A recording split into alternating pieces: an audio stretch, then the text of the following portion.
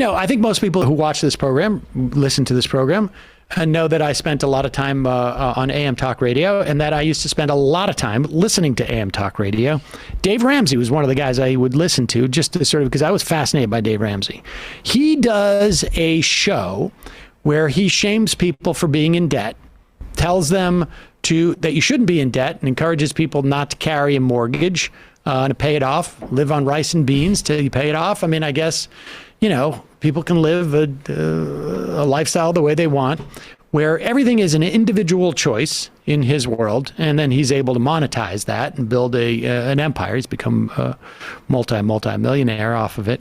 But here he is, and it's also, there's a lot of God Squad stuff involved in this. Of course. And here he is, and this is what's nice. Because if you want to be incredibly exploitive of people, if you want to divorce the concept of empathy from your economic system, if you want to be able to have a moment where you can exploit people for money,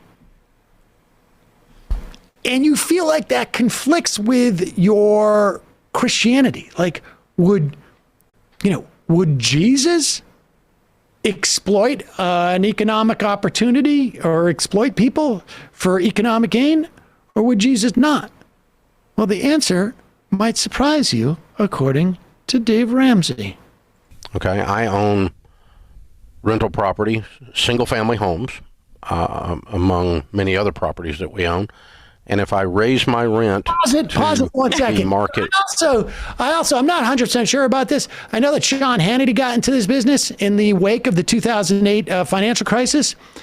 My guess is, I don't know this for fact, it's pure speculation, so I want to just plant that flag there. And so, and if I'm wrong, apologies. But if I was to speculate, people like Ramsey, I don't know if he has specifically, when they own that many properties, single family homes, my guess is foreclosures.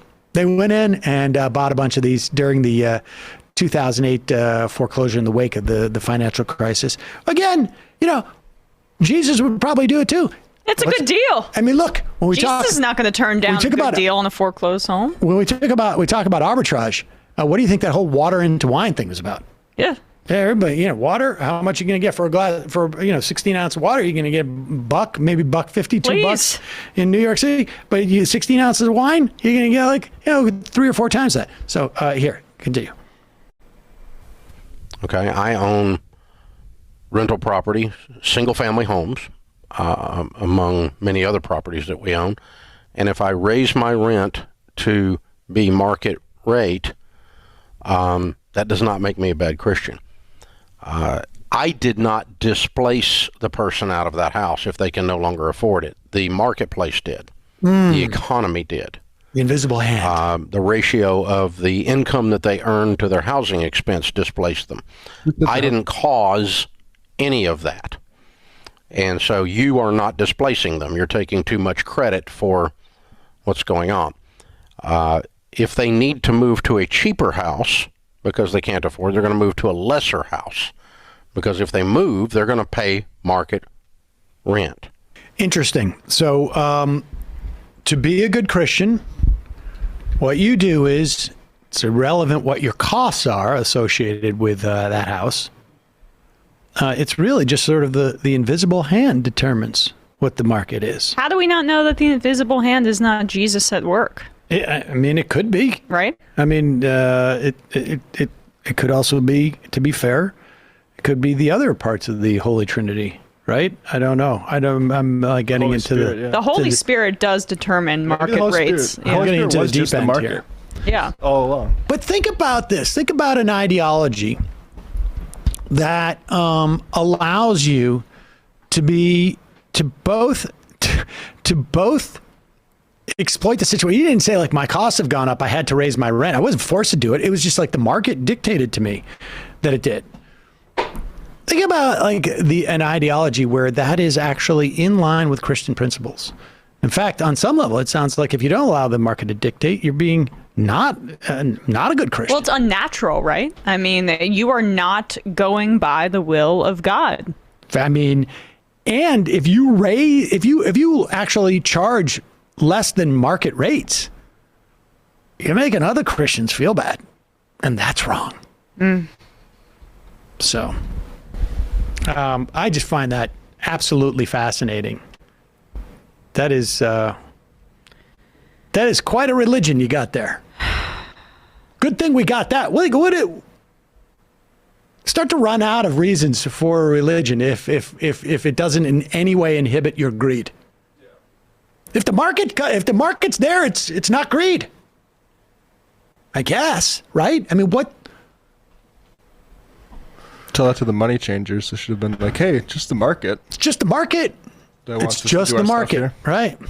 I was going to say, you've always said this thing about Alex Jones, that if he didn't exist, the CIA would invent him. And Yes. I think I feel the same way about Dave Ramsey, because his whole thing is poor people call in and then he shames them about their lifestyle. Yep. And the whole entire thing is that, everything that's happening to you is your own fault.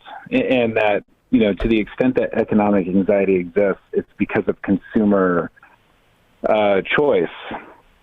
You just have a TV that's too expensive, and Yep. that, and so it's your fault. And so it just has, and I think a lot of wealthy people listen to it too, because it's very comforting to think that, like, Oh yeah, every dollar I have because I deserve it. Right.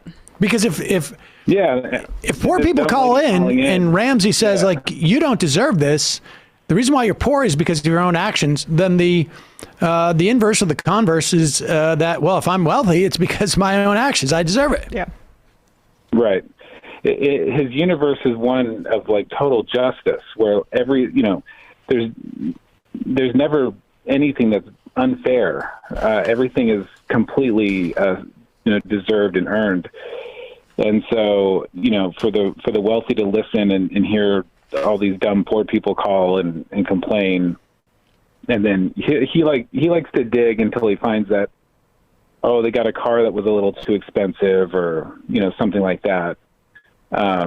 It's very cathartic, I think, for rich people and for poor people who maybe just they don't find it cathartic, but they buy into that sort of self-blame, and it's all nonsense. He's terrible.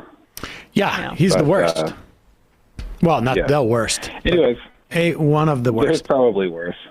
He's up there. Oh, and also, by the way, like, he's got, like, a whole, seminar racket. He sells expensive books and things like that to teach people how to be, more like him. Yep. So he's just his own kind of grifter too. But anyways, have a nice day. Oh, well, thank you. Thank Ronald you. Reagan calling in about Dave Ramsey. There you go.